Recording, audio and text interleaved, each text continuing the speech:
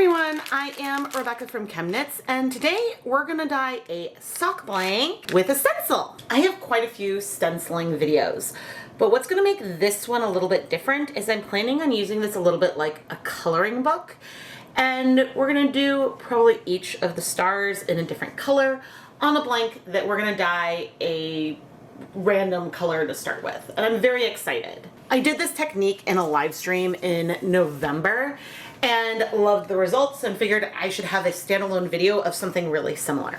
Now, what is a sock blank? This is a Knit Picks Stroll double-stranded sock blank, which means we have 2 strands of sock yarn knit together in this fabric that we can dye and then unravel to get a matched pair of 50-gram balls of yarn, so that way you can get socks, or socks that look the same, have the same randomness to it, or you can have something that's symmetrical, I suppose.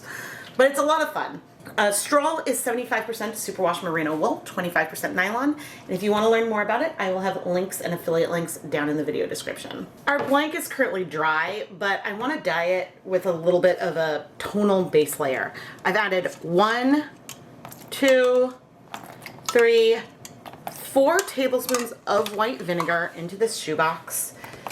And we're gonna add around 8 cups of water. And I was planning on just measuring with my heart for everything, but I think I will go ahead and measure the amount of spearmint breeze that I'm adding. So this is a 1% dye stock of spearmint breeze, and I'm adding 10 milliliters. A 1% dye stock has 1 gram of dye in 100 milliliters. So 10 milliliters is 0.1 grams of dye. This is not very much color. We may choose to add more, but I'm not even stirring it in the water before I come in with the dry blank and am bringing this in, because I just want to start with a little bit of a background color, and we can add more dye.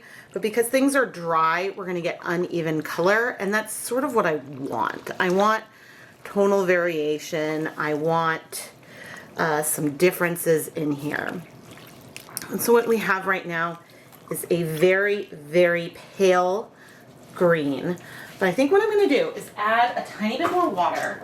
Okay. Here's about another 4 cups of water. So that mint green is a little bit all over. But now with the higher volume of water, I may regret this,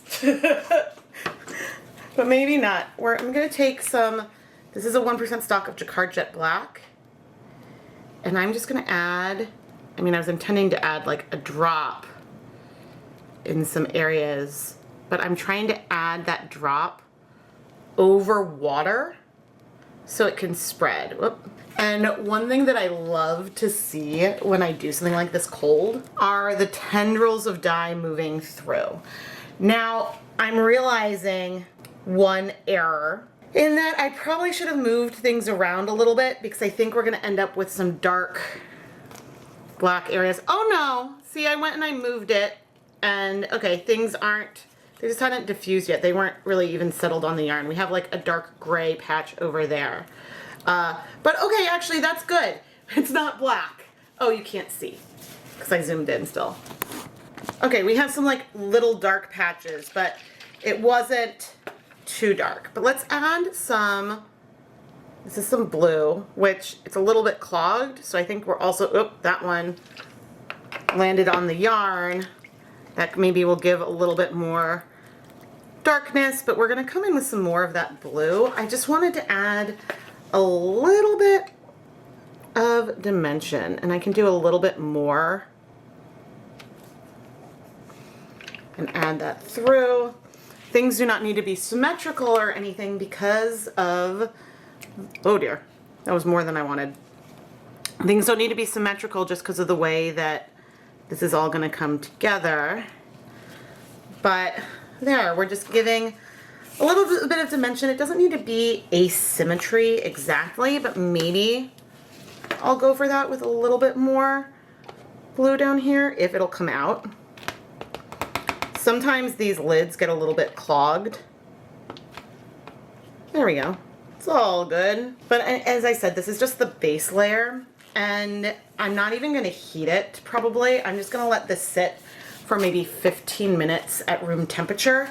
And there may be some color left in here, but a lot of the color and the greens and everything, a lot of that color is in the blank already. So we're just gonna let that be what it is and go get the other colors we're gonna put on top. Now to stencil on a blank, you need something to make your dyes a little thicker. And we're gonna be doing that with Guar gum. So Guar gum is like a thickener, and it's funny, this is less, now that's a little older, it's a little less thick than it was when I first mixed it. That's interesting. Hopefully it'll still work well. I mixed this on Friday, it is currently Wednesday. But Guar gum is used in baking and cooking as a thickener. And you can use it with acid dyes, but I think maybe not fiber reactive dyes because those could react with it. But it helps make the dyes we're gonna use thicker so that way when we add it onto the blank, they don't spread. And I originally mixed this, I think with a ratio of 1.5 teaspoons per 2 cups of water. 1.5 teaspoons of Guar gum, but the ratio I usually recommend starting with is 1 teaspoon of Guar gum per 2 cups of water.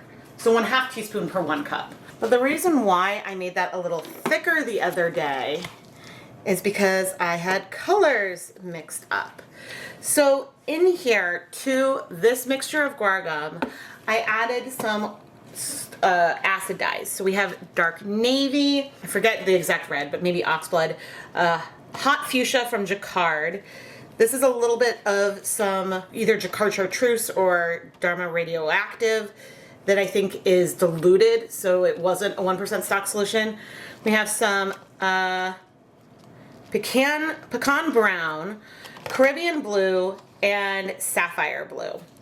And so we have these colors that I mixed already by adding, and honestly for most of them I didn't measure, I just poured some of the 1% dye stock in with our stock of Guar gum to get these dyes that are legit thicker.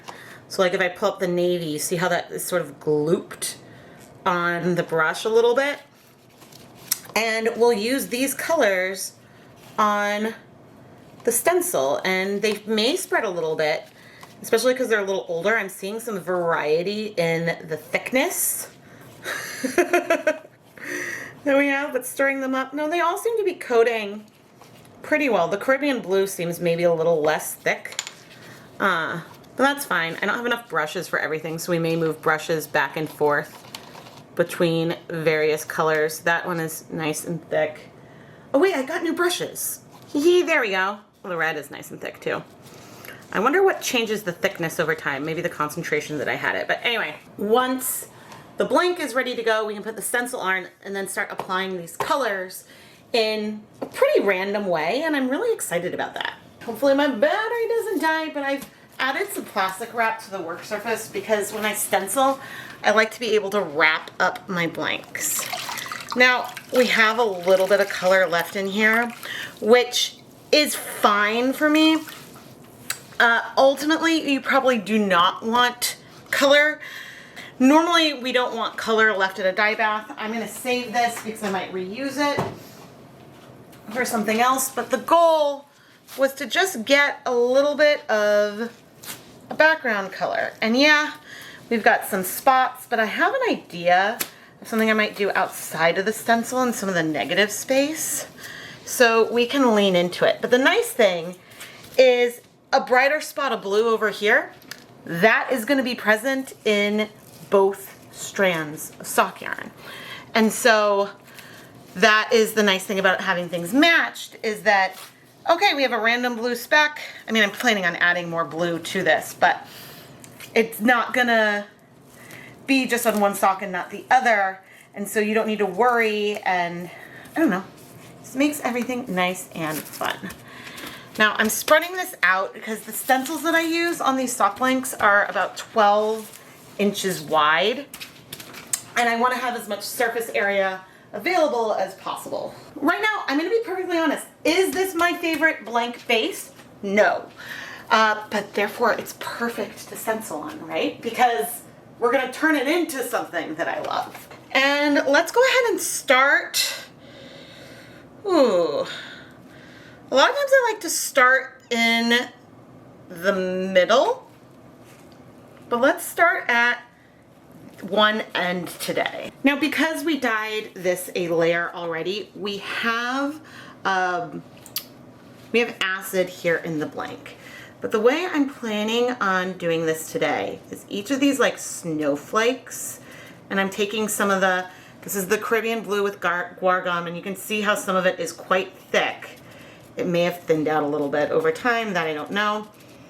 But we are going to add this on, and I'm not really swiping as much as I'm dabbing, but I have found that the more pressure you put on, the more likely you are to spread the dyes through. So maybe I will swipe a little bit. It's gonna be good, it's gonna be fine. With this fluorescent color, I have like a hot pink, and I have a non-foam brush, so I am literally painting this on. But I really could in some of these, and I could change my mind and do one, but maybe I'll do that another time. I could decide to do each like section its own color. So I could decide to do a pattern where I have like, you know, this one blue, and I could do a real coloring book thing around here. But I'm feeling like from using this stencil before, just having each one be its own little color. But I'm not gonna carry on this section. My plan is to go for random placement of all the colors across the blank versus having something that is more repeating. And so I think that's why starting at one end of the blank is gonna help me out. But I took each of the different colors, and also even then in the end going to like the little edge snowflakey sections, and added our color. Okay, the thing I'm attempting to do within any given panel is to not have the same color in any row or column, but diagonals are fine, it's gonna happen. But let's have this moment of truth, because we're gonna remove our stencil to show our patterning. And so what I am seeing, I have a little bit of a halo and spread around here, but mostly you can see the definition. Now, the lines in between the patterns, those are very thin. It's very hard with yarn and hand painting to get that definition to remain. And so I want you to have reasonable expectations before you start. But think about the way that this yarn is going to be patterned, because it's going to be variegated mint with these colors, transition, and transition more. And so what I'm going to have to decide is if I'm going to want to add like some little bits in the negative space or not. But what I'm going to do now is rinse off the stencil, bring it over to our next section, line things up as good as I can. Now, the stencil doesn't really stick to the blank, but you can try to avoid bumps. And one thing I didn't do last time that sometimes can help, as I'm gonna remove water, is we can try pressing it in a little bit. It will help some, but you can see that some of these colors, again, you can see those little bit of lines in there, and others are spreading more. Depends on how much I'm pushing down and how I'm applying the dye, but overall you still see the shape, and so that's fun. But let's carry on and add more color. As you're picking a stencil that you might want to use on sock blanks, you really want to pay attention to the size of the features. If the details are really small, it's not going to come through, especially because the yarn within the sock blank will shift and move as you lift it and wash it. And so you need to keep that in mind, that the way that we've blocked the blank onto the counter can influence the way that the final patterns may look. But also keep in mind that the goal of this is to unravel the blank to turn the yarn into something else. And so we're adding a fun pattern on it for fun. It's for fun to see like, ooh, how is this gonna translate into socks?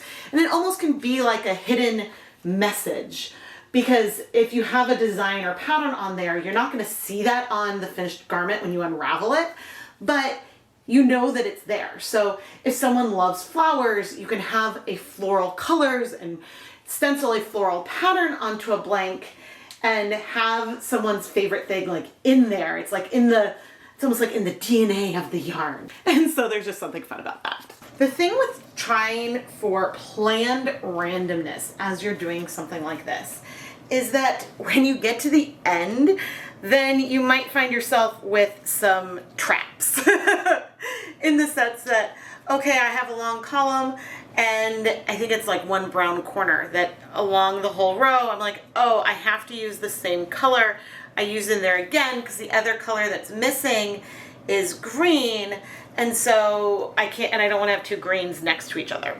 So I could have taken a spread like this, made it black and white, and then assigned where all the colors were going to go. But then that's planned. And part of the goal of this was to be a bit unplanned, spontaneous, and create something beautiful. And well, there's one part that kind of bugs me that I'll show you in a moment. But there's one spot on here, and I want to see if you can see it, that I know I already mentioned that like brown is in this row here twice. That's not a big deal. My eye doesn't go straight to that, but there's one other thing that feels like an unintentional pattern that I wish I had moved around a little bit. Right here. We have a line of red, blue, red, blue, red. And so I don't love that.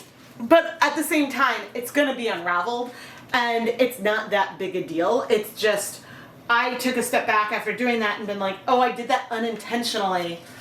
Ooh, I wish that I had done like something else. And there was gonna be no way to try to make each row and column here have different colors without like having repeats along the diagonals because I didn't have enough colors. But overall, I still think that this worked really well. Now, columns, having things in the same column are less disruptive to me than having things in the same row. Because if I had two reds here in this row, when you get to this section of the yarn, you're gonna have variegated mint and red and mint and red, and that's it. And so by having two different colors, that means that, oh gosh, you're gonna go through a section right there that's similar. But that's okay, that one doesn't bother me as much. But it just means that we're gonna have more variation between the colors as we go across. And so that was the thing I cared about a lot more.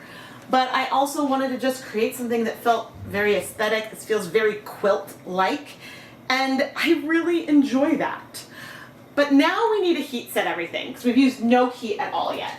And unfortunately, because we need the plastic wrap, and everything I'm using is dedicated for dyeing yarn and not used for food. This is ChemKnits plastic wrap that is not used for food. I have ChemKnits written on the box. But one other issue just in general is I don't love needing to use plastic wrap to wrap things up. But if you want to avoid color transfer between different sections, you need to do that. Because sometimes at room temperature, the colors will set enough that they may not transfer. But if you go through all the trouble of creating something stenciled, why take that risk? And as I was starting to say, unfortunately, since we're applying heat, something like a beeswax wrap wouldn't work because if you heat that, then the wax is gonna go into the yarn. And that is very much not what we want. And so I'm rolling it, trying to avoid squeezing, but in a way so that way the yarn is sandwiched between that plastic wrap so the colors can't transfer. And you may notice the colors did go through to the other side, but not as clear. We're gonna have some speckling in this yarn. It's gonna be really, really fun. But anyway, I'm now going to go steam set this in my steamer basket on the stovetop, and I'm gonna steam it for 30 minutes. And you know what? I still have plenty of these dyes with guar gum. Let's make another. It's not gonna be identical, but it's gonna be similar. And we're gonna do another so this way I can unravel one and just show what that looks like unraveled to help you visualize it. When I dye sock blanks, I normally leave it to allow the customer to unravel it, but I feel like this one has a lot of randomness more that, yeah, I'll unravel one for you. For the blank background itself this time, I added a dash of spearmint breeze to the same container as before. another splash of vinegar, and added in a second dry stroll sock blank. And then I let everything sit there at room temperature for around 20 minutes, just so that way we could get some background color in the blank before going in and painting with our Guar gum mixtures. And again, I know I didn't highlight mixing these dyes, but I literally took the Guar gum mixture that I had pre-mixed, and hopefully at the beginning of the video I showed like a short of me like making the Guar gum, and then just added the liquid dyes to it and stirred, and that gave it the thickness it needed. Now, I don't know why, a couple days later, some of these dyes are thicker than others, but we're creating something beautiful, and so I don't really care. The one thing I'll say about a big stock of Guar gum like I showed you is that it doesn't keep forever. It does spoil or something. At some point it gets like a weird smell, and so if it smells bad, then toss it. But otherwise, a little bit of these dyes goes a really long way, especially if you're stenciling. And so that's just fun. It's been 30 minutes, and so I'm gonna remove our warm blank. We're gonna let it cool completely before we open this up and wash the blank. But I have something a little extra that I'm bringing in case editing Rebecca has any confusion later on. The first one I did is a little bit more pastel in the background. But let's unravel this. The Guar gum feels a little slimy, but at the ratios I use, I've never had problems rinsing it out of the yarn. I would just do maybe some longer soaks as needed. But the thickener could feel at first a little bit almost like slippery in the sections where the yarn was dyed. And oh my gosh, we definitely have spread around. Ooh, wow. We got a lot of spread around that one. Maybe I had it on a little too thick. But we don't have that spread over here. So I think I was just enthusiastic with the first one. But again, it's okay because this whole thing is very random and fun. But as I was saying, once the areas don't feel slippery, then you're probably going to be pretty good. You just don't want the colors to dry on the yarn. And so you may choose to go with warm water for washing, but just be forewarned that that could cause some color bleeding. That navy is quite dark. But yeah, if the stencil is raised up a little bit, then that can also cause some bleeding, or maybe you fold it weird, because I don't remember seeing that before. But I will check the replay. The good news, by check the replay, I mean I just edited the video, so I can go back and look and insert a screenshot right here of what it looked like when it was dyed. But anyway, we're seeing no color bleeding, and I'm not feeling anything concerning, but I'm still going to, while rinsing out the soap, I'm going to let the yarn soak in here for a little bit. And then I am going to wash the other blank off camera. I'll put the blanks through my spin dryer to remove out the water and hang them up to dry so we can look at the both finished blanks before I pick one to unravel. And I don't know which one I will do yet. And the way I'm going to make that choice will be if one starts to unravel a little bit already. And then I'll do whichever one, maybe then I would pick this one because of the little error right there, but maybe not. We'll see. Here are the two double-stranded sock blanks, and I would say that the differences are very, very subtle. I mean, the background color is different on both, but look at the ways my randomness is sort of lined up in some areas. That amuses me a little bit. But anyway, I think that the background on this one feels almost a little bit cleaner. And I'm torn about the one to unravel, but I think maybe I'll unravel the original one just because this one is a little bit cleaner in blank form. But I love in some areas that you can really, really see those lines that were separating the petals in the pattern itself. Now, I mean, if you wanted to, you could come in with a really thin brush and paint in borders and things. You could go really, really far. But I don't know, I have a lot of fun with this, and I hope that you have enjoyed it too. Looking closer at this first one, I do think, because I see some pink transfer here and down here, I think that there may have been some holes, or I slipped somewhere when I was folding it over. So that way, like if it was folded right here, then some of those areas touched each other. And so it is what it is. But I think I'll probably unravel that one just because the stenciling is a little less clean. However, before we unravel one, let's flip these over so you can see the reverse side. And you can see that some of the colors go through really well. Some are not quite as opaque on the wrong side. For example, here, if I zoom in, you see some more of that background color coming through. And what that means is that we're gonna see some reverse speckling when we unravel this. Reverse speckling happens because of the resist of the knit stitches themselves. So if I take this dark area and spread it, you see how you see those little green dots in the middle? That's because the dye did not go to some of the area that's in between those stitches. And that's what's gonna give us that reverse speckled effect in some of the darker colors. Probably most of them, but it's a fun effect of blanks and one that you should embrace. I think if you wanted to avoid some of that reverse speckling, you shouldn't use guar gum. You should use a different type of technique. But in my experience, there's always at least some modeling even in these lighter colors. It's possible for it to be more subtle or more extreme. And well, now that first blank is completely unraveled. And we have two matched 50-gram balls of yarn that are very variegated and a little bit speckly. I'll zoom in a moment. And it's a little hard to show with it like wound on the Nitty Knotty because it is so variegated. But each little color transition you can see up there happens on the same spot on each skein.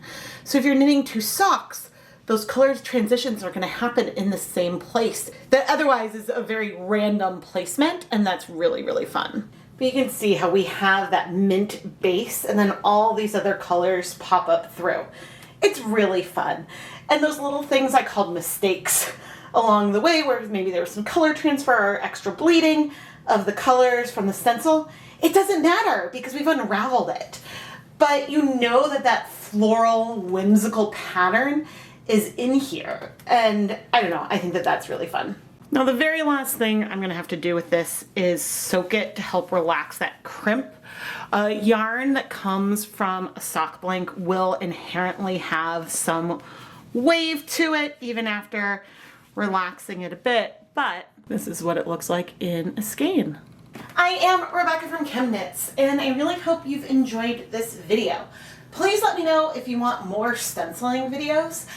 I'm not sure how informative or anything it is when I do these videos, but I know that I really enjoy the process of creating these stenciled blanks. I find it very therapeutic to paint in these colors, and I hope that you enjoy watching it as much as I enjoy creating it. So yeah, please let me know down in the comments if you want to see more of this, or if you want me to attempt some freehand painting again. I'm not a strong drawer or painter, but I can play around with brushes and we can create something either in a stream or in a pre-filmed video in the future. Please subscribe and turn on notifications so you never miss a new video. Thank you so much for watching.